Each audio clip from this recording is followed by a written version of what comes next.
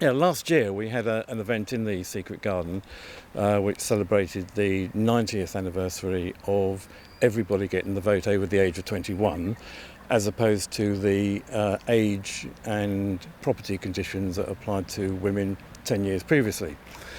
And that was so successful that Becky Twigg, who is the director and founder of the Secret Garden, decided to have another event this year, but carrying on with the democracy idea.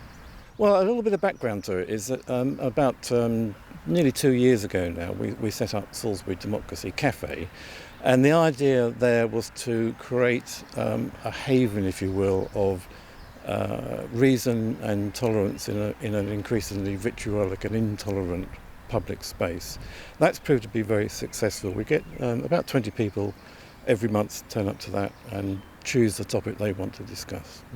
That's been very successful, and we now have, as a result of that, democracy cafes in Oxford and Southampton and Bemerton Heath. So it's developing that idea. It's a celebration of deliberative democracy, which is the idea that reasoning is a social activity, really. And we will be starting with a talk by Steve Webster, who's a volunteer and archaeologist, about the history of the Secret Garden. And then the Deputy Mayor of Salisbury, Councillor Caroline Corbyn, will be joining us for a mini democracy cafe. Why do you think this kind of event is so important for the city of Salisbury?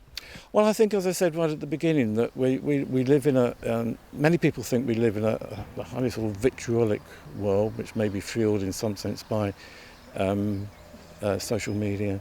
And I think it's just creating that little island, that little haven of reason. It's a little sort of flickering flame of the Enlightenment, if you like, just to keep that flame alight.